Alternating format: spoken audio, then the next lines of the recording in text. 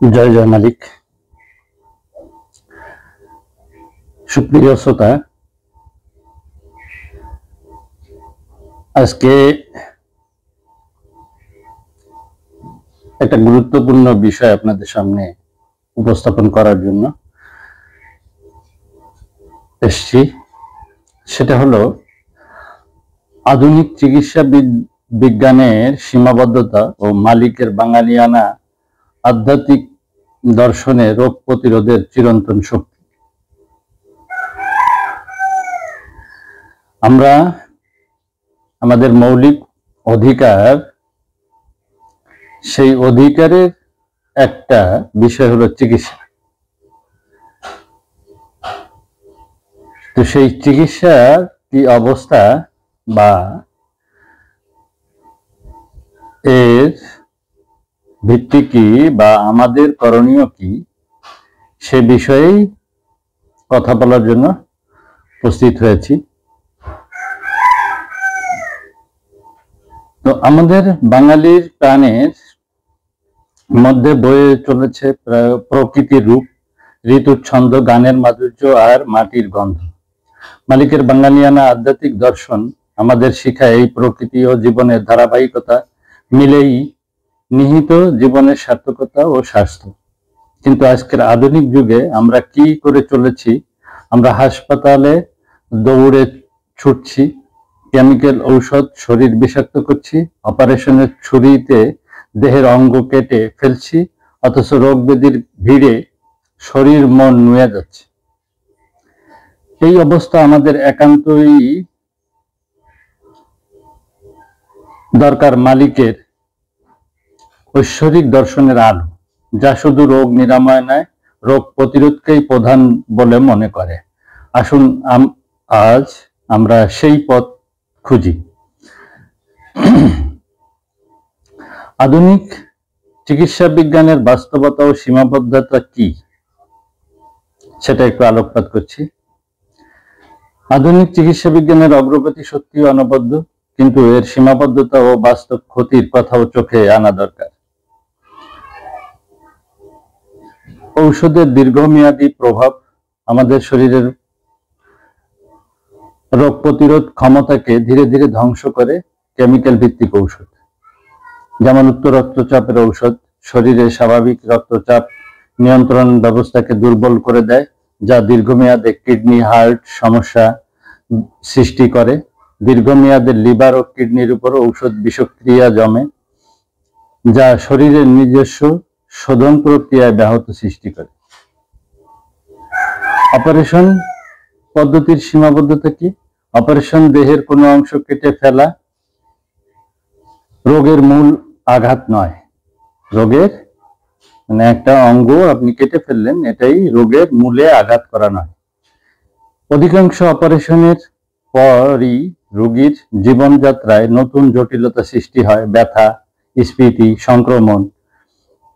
অর্থাৎ এটি ক্ষণস্থায়ী ও কখনো কখনো বিপজ্জনক ব্যবস্থা। মানসিক ও আধ্যাত্মিক দিকের উপেক্ষা। আধুনিক চিকিৎসা দেহের লক্ষণগুলো দেখলেও মন ও আত্মার অবস্থা বিবেচনা করে না। আমাদের মানসিক অবসাদ, হতাশা, ভয়, রোগ, রাগ প্রতিরোধ ক্ষমতা কমিয়ে দেয়, যা চিকিৎসার বাইরেই থেকে যায়। বাণিজ্যিক স্বার্থের প্রভাব। বিশ্বব্যাপী স্বাস্থ্য খাত প্রায় $10 ট্রিলিয়ন বাজার। কত ট্রিলিয়ন? $10 ট্রিলিয়ন বাজার। রোগী যত থাকবে, ব্যবসা তত বর্ধিত হবে। এই অবস্থায় রোগের চিরস্থায়ী প্রতিরোধে সম্পূর্ণ মনোনিবেশ কম হয়। কারণ আপনি রোগ থাকলে ব্যবসায়ী তার ব্যবসা পাবে, আর আপনি রোগ প্রতিরোধী হয়ে উঠলে তো ব্যবসার সমস্যা, ব্যবসার ঘাটতি। সুতরাং আপনাকে প্রতিরোধী করে গড়ে তুলবে না। তো মালিকের বাঙালিয়ানা আধ্যাত্মিক দর্শনের গভীরতা ও জীবন পদ্ধতি কি? প্রকৃতি ঋতুচক্রের সাথে সামঞ্জস্যপূর্ণ জীবনযাপন,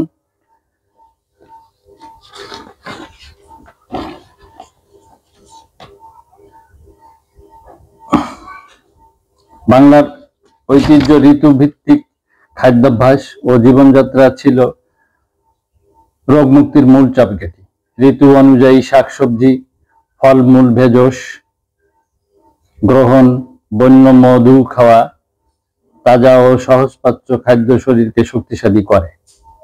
মালিক দর্শন আমাদের শিখায় শরীর, মন, আত্মা ও প্রকৃতির একাত্মতাই সুস্থতা। কি? শরীর, মন, আত্মা ও প্রকৃতির একাত্মতাই সুস্থতা। শরীর, মন, আত্মার সেতু বন্ধন। শরীর শুধুই দেহ নয়, এটি আত্মার বাসস্থান। বিষণ্ণ ও অস্থির মন শরীরকেও অসুস্থ করে তোলে। মালিক স্মরণ ও নিয়মিত ধ্যান সাধনা হৃদয় প্রশান্ত হয়, যা রোগ প্রতিরোধে ক্ষমতা বৃদ্ধি করে। সামাজিক বন্ধন ও ভালোবাসা। পরিবার ও সমাজের ভালোবাসা, সেবা ও সান্নিধ্য মানসিক শান্তি দেয়। শক্তিশালী সামাজিক বন্ধন রোগ প্রতিরোধে বড় ভূমিকা রাখে। প্রকৃতির সঙ্গে ঘনিষ্ঠতা। আধুনিক প্রযুক্তি থেকে দূরে থেকে প্রকৃতির সান্নিধ্যে থাকা, সূর্যালোক গ্রহণ, বিশুদ্ধ বাতাস নেওয়া এবং দূষণ থেকে দূরে থাকা। মালিকের আদেশ ও নিয়মিত সাধনা। প্রতিদিন মালিক স্মরণ, নিত্যকর্ম ও সাধনায় মন ও শরীরের সংহতি বজায় রাখা।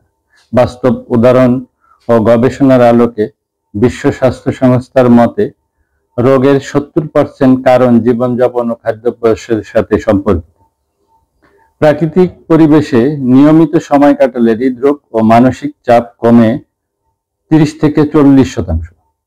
বাংলার গ্রামাঞ্চলে মালিকীয় দর্শনের অনুসারীরা রোগে কম ভুগত, কারণ তারা ঋতুভিত্তিক জীবনযাপন করত। তো এই বিষয়ে প্রিয় বাঙালি ভাই ও বোনেরা, আমাদের উচিত রোগ আসার আগে সচেতন হওয়া, ঋতু ও প্রকৃতির নিয়ম মেনে চলা, খাদ্যাভ্যাসে প্রাকৃতিক ও স্থানীয় পদ্ধতি গ্রহণ করা, মনকে প্রশান্ত রাখতে মালিক স্মরণ ও ধ্যান করা, পরিবার ও সমাজে ভালোবাসা ছড়িয়ে দেওয়া, স্বাস্থ্যকে বাণিজ্যের খেলনা না বানিয়ে প্রকৃতির নিয়মে ফিরিয়ে আনা। আধুনিক চিকিৎসা বিজ্ঞানে ঔষধ ও ছুরির ভরসা সীমিত। মালিকের বাঙালিয়ানা আধ্যাত্মিক দর্শন চিরন্তন শক্তি, যেখানে রোগ নয়, অস্ত্র নয়, প্রেম ও সুস্বাস্থ্যই কাম্য। তো এই ছিল হলো আমাদের আলোচনার মূল বিষয়। এখন আমি আপনাদের দেহে রোগ ব্যাধি আক্রমণের ক্রমবিকাশ, ভয়াবহ ও প্রভাব প্রতিরোধে মালিকের বাঙালিয়ানা আধ্যাত্মিক দর্শন প্লাস আধুনিক বৈজ্ঞানিক বিশ্লেষণ নিরূপণ করে দিচ্ছি। তো প্রাকৃতিক ভারসাম্য ভঙ্গ করছি, কারণ ঋতু ও প্রকৃতির নিয়ম উপেক্ষা, অস্বাস্থ্যকর নগর জীবন, বায়ু ও জল ও খাদ্য দূষণ প্রভাব। এর ফলে কি প্রভাব ঘটছে? প্রভাবটা ঘটছে শরীরে প্রাকৃতিক প্রতিরোধ ক্ষমতা হয়, অন্তঃস্রাবী গ্রন্থি ও হরমোনের কার্যকারিতা বিঘ্নিত হয়। শরীরে প্রাকৃতিক রোগ প্রতিরোধ ক্ষমতা কম হয়, অন্তঃস্রাবী গ্রন্থি ও হরমোনের কার্যকারিতা বিঘ্নিত হয়। দীর্ঘমেয়াদে পরিণতি কি হয়? ঘন ঘন সর্দি, কাশি, অ্যালার্জি, হরমোনজনিত রোগ যেমন থাইরয়েড, অসঙ্গতি ও ডায়াবেটিস ইত্যাদি, হাই প্রেশার, এরকম। তো খাদ্যাভ্যাসের অবনতি কি ঘটে? কারণ কি? অতিরিক্ত প্রক্রিয়াজাত খাবার, রাসায়নিক সংরক্ষণকারী ও কৃত্রিম রং ব্যবহার, অতিভোজন বা অপুষ্টি। এর প্রভাবে কি হয়? শরীরে পরিপাকতন্ত্রের ক্ষতি, অন্ত্রের জীবাণু ভারসাম্য নষ্ট, লিভার ও কিডনির উপর অতিরিক্ত চাপ। দীর্ঘমেয়াদী পরিণতি কি হয়? স্থূলতা, ফ্যাটি লিভার, কিডনি অকেজ হওয়া, লিভার সিরোসিস ইত্যাদি। তো মানসিক চাপ ও নেতিবাচক আবেগে কি ঘটে? এর কারণগুলো কি দেখা কি রূপে আমাদের নির্দিষ্ট করে? ক্রমাগত উদ্বেগ, ভয়, রাগ, হিংসা জীবনের উদ্দেশ্যহীনতা ও হতাশা জন্ম দেয়। এর প্রভাবে কি ঘটে? কর্টিসল হরমোন অতিরিক্ত নিঃসরণ, রোগ প্রতিরোধ ক্ষমতা হ্রাস, স্নায়ুতন্ত্রের চাপ, অনিদ্রা ও উচ্চ রক্তচাপ। এর ফলে দীর্ঘমেয়াদে আমাদের শরীরে কি ঘটে? হৃদরোগ, মস্তিষ্কে রক্তক্ষরণ, পক্ষপাত, বিষণ্ণতা ও আত্মহত্যা প্রবণতা। শারীরিক নিষ্ক্রিয়তা, পর্যাপ্ত শারীরিক পরিশ্রম না করা, দীর্ঘ সময় বসে থাকা, স্ক্রিন নির্ভর জীবন, যেটা আমাদের বর্তমান অবস্থা, মোবাইল এবং ল্যাপটপ, কম্পিউটারে দীর্ঘক্ষণ আমরা সময় ব্যয় করি। পর্যাপ্ত শারীরিক পরিশ্রম না করা, দীর্ঘ সময় বসে থাকা, স্ক্রিন নির্ভর জীবন, এটা হলো কারণ। প্রভাবে কি হয়? এর প্রভাব কি? রক্ত সঞ্চালন ব্যাহত, হাড় ও মাংসপেশি দুর্বল হওয়া। দীর্ঘমেয়াদে পরিণতিটা কি ঘটে? অস্টিওপোরোসিস, জয়েন্টের সমস্যা, স্থূলতা ও ডায়াবেটিস। তো দূষণ ও পরিবেশগত আক্রমণ এর কারণ: বিষাক্ত শিল্পবর্জ্য, কীটনাশক, ভারী ধাতু, শব্দ দূষণ, বিকিরণ, যেটা আমাদের রাষ্ট্রে সর্বত্রই বিদ্যমান। এর প্রভাবে আমাদের মানবদেহের কি ক্ষতি হয়? শ্বাসতন্ত্রের ক্ষতি হয়, ত্বকের সমস্যা, স্নায়ুতন্ত্র ও প্রজনন ক্ষমতার উপর নেতিবাচক প্রভাব পড়ে। দীর্ঘমেয়াদে কি পরিণতি ঘটে? সেটা হলো ফুসফুসে ক্যান্সার, হাঁপানি, জন্মগত ত্রুটি, বন্ধ্যাত্ব। তো মাদক ও আসক্তি, মাদক ও আসক্তিতে আমাদের জীবনে কি ঘটতেছে? এর কারণ কি কি? কোন কোন কারণে মাদক বা আসক্তি আমরা গ্রহণ করছি? ধূমপান, মদ্যপান, মাদক দ্রব্য, অতিরিক্ত ক্যাফেইন বা এনার্জি ড্রিঙ্ক। এর প্রভাবে আমাদের কি ঘটতেছে? লিভার, ফুসফুস, হৃদপিণ্ডের কার্যকারিতা নষ্ট, মানসিক ভারসাম্য ভঙ্গ। দীর্ঘমেয়াদে কি পরিণতি ঘটছে দেহে? ক্যান্সার, লিভার ফেইলিওর, হৃদরোগ, মানসিক অবক্ষয় ও সামাজিক ধ্বংস। চিকিৎসায় ভুল নির্ভরতা, কি কি কারণে ভুল নির্ভরতা আসে?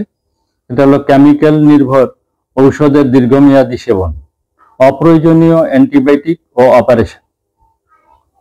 এর ফলে আমাদের জীবনে কি প্রভাব ঘটতেছে দেখেন: অঙ্গ প্রত্যঙ্গের স্থায়ী ক্ষতি, শরীরের নিজস্ব প্রতিরোধ ব্যবস্থা ধ্বংস। দীর্ঘমেয়াদে কি পরিণতি ঘটছে? কিডনি ও লিভার অকেজো হয়ে যাওয়া, রোগ প্রতিরোধ ক্ষমতা প্রায় শূন্যে নেমে আসা। তো এই ছিল 7 ভাবে আপনাদেরকে আমি বোঝাতে চেষ্টা করেছি। তো সংক্ষিপ্ত বিবরণ উপস্থাপন করছি আপনাদের সম্মুখে। সেটা হলো ওই বিষয়গুলো যেগুলো আলাপ করেছি সেগুলো সংক্ষিপ্ত সারে আপনাদের সামনে আবার উপস্থাপন করছি। দেখেন, সেটা হলো 3 ভাগে ভাগ করছি: কারণ, প্রাথমিক প্রভাব আর দীর্ঘমেয়াদী ভয়াবহতা। প্রাথমিক এটা কি হবে? কারণটা, প্রথমত প্রকৃতির নিয়ম ভঙ্গ করলে কি হবে? প্রতিরোধ ক্ষমতা দুর্বল হয়ে যাবে। আর দীর্ঘমেয়াদী ভয়াবহতা কি আসবে? দীর্ঘস্থায়ী অসুখ হবে। খাদ্যাভ্যাসের অবনতিতে কি ঘটবে? পরিপাক অঙ্গ ক্ষতি, স্থূলতা ইত্যাদি। দীর্ঘমেয়াদে ক্ষতি কি? লিভার, কিডনি অকেজো। মানসিক চাপ আপনাদের কি করবে? হরমোন ও স্নায়ু ক্ষতি। আর দীর্ঘমেয়াদী ক্ষতি কি করবে? হৃদরোগ, স্ট্রোক। তো শারীরিক নিষ্ক্রিয়তা রক্ত সঞ্চালন ব্যাহত করবে, অস্থিক্ষয়, ডায়াবেটিস ইত্যাদি। দূষণ কি করবে? শ্বাসতন্ত্র ক্ষতি করবে, ক্যান্সার, বন্ধ্যাত্ব এগুলো আপনার জীবনে হবে। মাদকাসক্তিতে কি হবে? লিভার, ফুসফুসের ক্ষতি হবে, মৃত্যু ঝুঁকি বৃদ্ধি পাবে। তারপরে চিকিৎসার ভুল নির্ভরতা, অঙ্গ প্রত্যঙ্গের ক্ষতি, রোগ প্রতিরোধ ক্ষমতা ধ্বংস। এই হলো আমাদের বর্তমান অবস্থা এবং এর সমাধান বাঙালিয়ানা আধ্যাত্মিক দর্শনে মালিকের আপনাদের সামনে দুটো দিকই উপস্থাপন করেছি। এখন বিবেচনা আপনাদের, আপনি কোন পথে চলবেন এটা কেউ কিন্তু আপনাকে জোর করবে না, আপনার চলাটা আপনাকেই চলতে হবে। সুতরাং আপনাকে নিয়ে ভাবার এখনই সময়, আপনাকে ভাবতে হবে এবং ভাবতে গেলে আপনাকে একটা জায়গায় একমত হতে হবে, সেটা হলো যে আমার নিজস্ব পরিবেশ, প্রকৃতি, নিজস্ব ভাষা, নিজস্ব ভূমি, এর আলোকে আমার জীবন করা। তো সেই সূত্র ধরেই আপনাকে বাঙালিয়ানা আধ্যাত্মিক দর্শনের সহযোদ্ধা হতে হবে। তো ভালো থাকবেন, সুস্থ থাকবেন, মালিক ভরসা। জয় জয় মালিক।